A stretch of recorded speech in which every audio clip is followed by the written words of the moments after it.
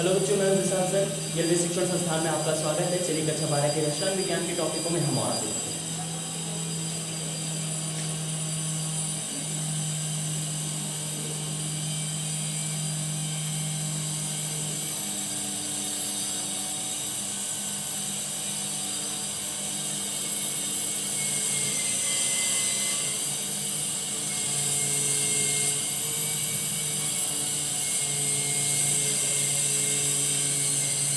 तो चलिए आज के टॉपिक में हम और आगे बढ़ते हैं। तो आज का हमारा अगला टॉपिक है एकक सेल।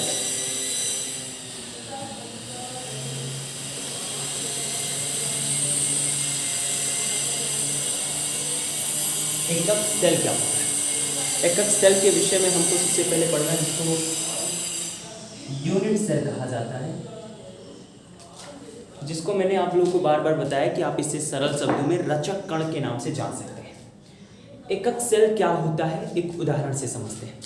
जैसे किसी क्रिस्टलीय जालक का अगर आपको देखना है कि क्रिस्टलीय जालक कैसे बनते हैं, तो क्रिस्टलीय जालक किसी एक परमाणु के बार बार पुनरावृत्ति से, किसी एक क्रम के बार बार पुनरावृत्ति से बनते हैं। तो जिसकी बार बार पुनरावृत्ति होती है उसी को एकक सेल कहा जाता है। उदाहरण के रूप में, जैसे आपके घर की जो पुनरावृत्ति करता है, आपका घर बनाने में जिसकी बार बार पुनरावृत्ति होती है वो ईंटें होती हैं।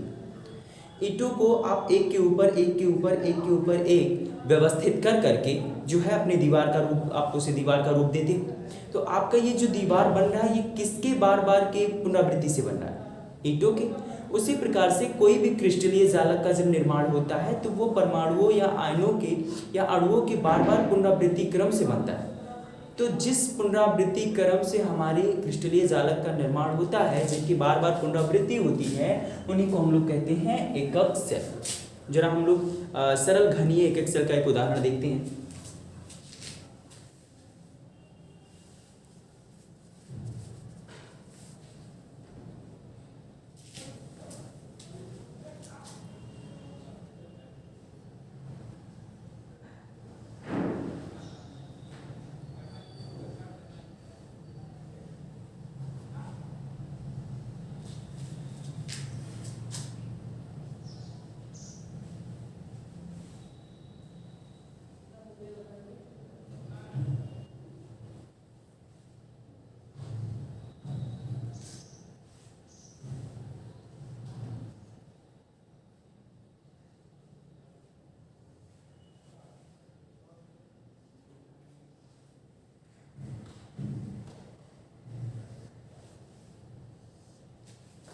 जैसे ये आप देख रहे हैं, ये एक सरल घनीय जालक है।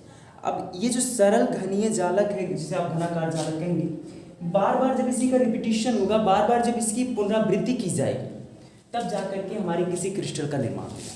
तो यहाँ पे ये जो आप एलिमेंट देख रहे हैं, इसी एलिमेंट के बार बार पुनरावृत्ति होने से हमारा जो एकक सेल है, यूनिट सेल है, यही चीज़, ये जो आप स्ट्रक्चर देख रहे हो, इसी को आप लोग एकक सेल कहोगे। क्योंकि किसी भी क्रिस्टल का ये केवल और केवल घनीय जालक क्रिस्टल है,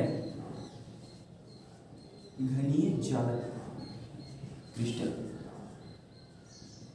ठीक, तो घनीय जालक क्रिस्टल के लिए ये चीजें हैं। अब इसी की बार बार पुनरावृत्ति की जाए तो इसी की बार बार पुनरावृत्ति करने से हमारा एक क्रिस्टल बनकर के तैयार होगा। जैसे बार बार पुनरावृत्ति करने का मतलब जरा देख लीजिए,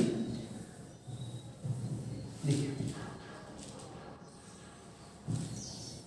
ऐसे देखो,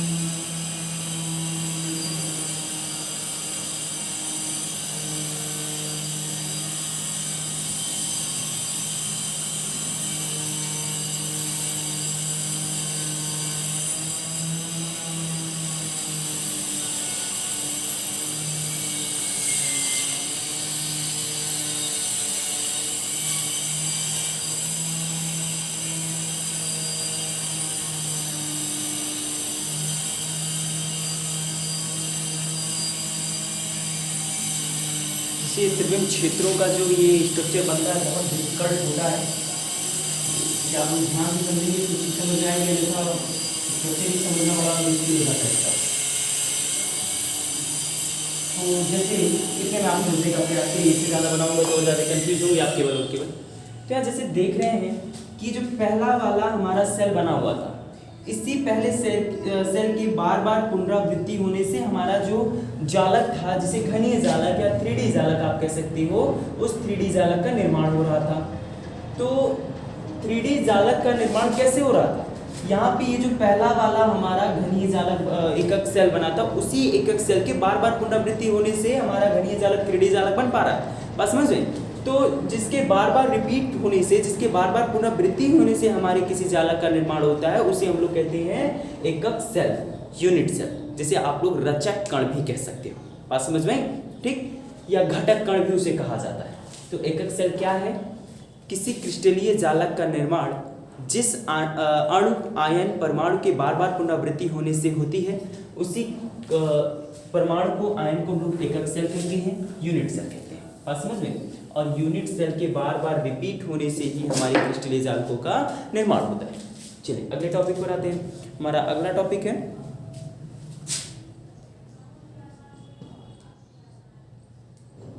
घनीय एकक सेल का विश्लेषण।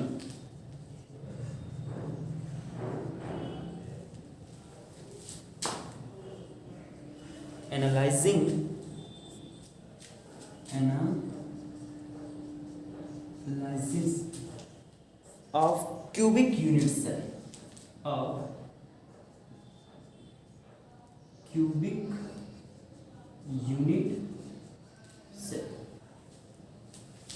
Analysing of cubic unit cell.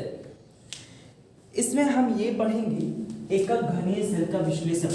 इस टॉपिक में हमें ये पढ़ना है कि जो एकक घनीय सेल होते हैं उनके विषय में सारी बातें, जैसे वो किस क्रम में व्यवस्थित होते हैं, इनके एक परमाणु की त्रिज्या क्या होती है, इनके कोर की लंबाई क्या होती है, इन्हीं सारी चीज़ों को पढ़ना है। बस समझ में? ठीक है। तो इसमें जो हमको पहला एलिमेंट पढ़ना है, देखिए घनीय एकक सेल के विश्लेषण में हमें जो पहला टॉपिक पढ़ना है, पहले टॉपिक का नाम है परमाणु त्रिज्या तथा कोर की लंबाई। ठीक, परमाणु त्रिज्या तथा कोर की लंबाई। तो परमाणु त्रिज्या क्या है, कोर की लंबाई क्या है, इन्हें समझने से पहले आप तीन चीजों को समझिएगा। देखिए जितने भी एकक सेल होते हैं, सभी एकक सेलों के लिए कुछ महत्वपूर्ण बातें, जैसे एकक सेलों की जो परमाणु की त्रिज्याएं होंगी,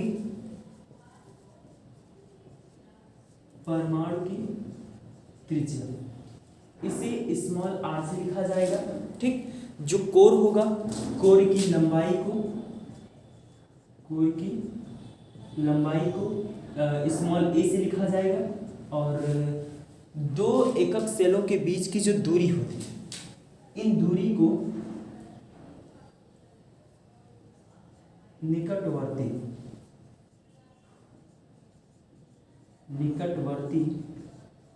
एकक सेलों के बीच की दूरी, इसे हम लोग स्मॉल डी से लिखेंगे।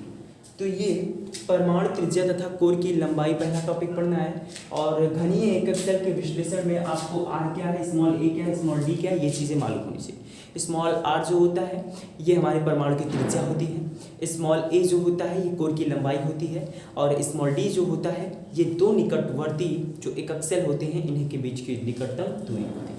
तो पहला टॉपिक इसमें हमको पढ़ना है परमाणु त्रिज्या तथा कोर की लंबाई।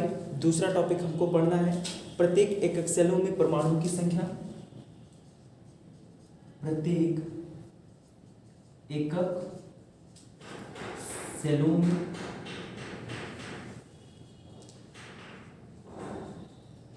परमाणुओं की संख्या। तीसरा हमको पढ़ना है उपसह संयोजक संख्या तथा समन्वयन संख्या, उपसह संयोजक तथा इसी को उपसहसंयोजक संख्या या समन्वय संख्या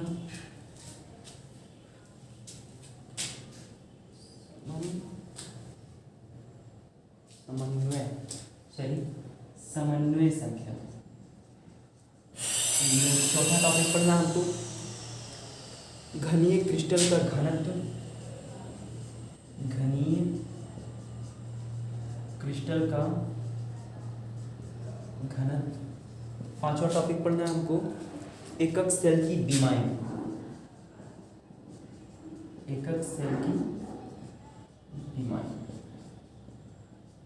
ठीक, तो हमें एनालिसिस ऑफ क्यूबिक सेल में, क्यूबिक यूनिट सेल में ये 5 लोगों के विषय में पढ़ना है। और जैसा कि आप लोगों को बताया गया है कि जो हमारे जालक होते हैं, ब्रेबेज जालक जो होते हैं 4 प्रकार के आपको बताए गए हैं। तो ये सारी चीज़ें हमें तीनों प्रकारों के लिए पढ़नी होंगी। ठीक, तो चलिए सबसे पहले परमाणु त्रिज्या तथा कोर की लंबाई को लेकर के सबके लिए पढ़ते हैं। ठीक,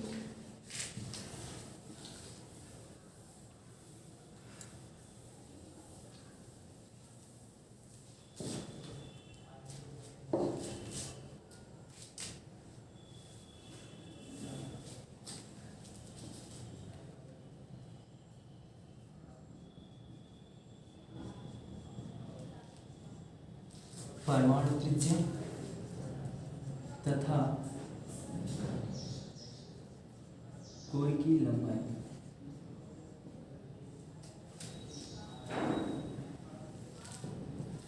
परमाणु त्रिज्या तथा कोर की लंबाई। तो पहला आपको मैंने बताया था सरल या आद्य जालक। तो पहला हम लोग पढ़ेंगे सरल या आद्य जालक के लिए। ठीक है, सरल या आद्य जालक के लिए सरल घनीय जालक, सरल घनीय जालक से वही चीज़ है। सरल आद्य जालक को ही सरल घनीय जालक कहा जाता है, कोई दूसरी चीज़ नहीं है। तो सरल घनीय जालक के लिए सबसे पहले पढ़ते हैं, क्योंकि बुक में सरल घनीय जालक लिखा हुआ है। तो सरल घनीय जालक के लिए सबसे पहले r स्मॉल a और स्मॉल d के बीच एक संबंध होता है। वो संबंध होता है small r is equal to a/2 बराबर d। ये सारे रिलेशन बहुत महत्वपूर्ण हैं, इनके बिना एक को न्यूमेरिकल हिलने वाला नहीं है। तो ये रिलेशन आप अच्छी तरीके से याद रखेंगे, बात समझ में। तो सरल घनीय जालक के लिए r is equal to a/2 d/2, बात समझ में आई। ठीक, काय केंद्रित जालक के लिए, अच्छा एक बात और है कि सरल घनीय जालक को आप SC से याद रखिएगा। ठीक, SC से कहा जाता है सिंपल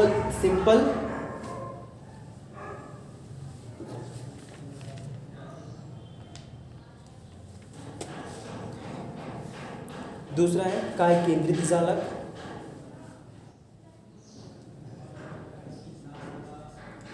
काय केंद्रित जालक। काय केंद्रित जालक को सिंपल में VCC कहा जाता है।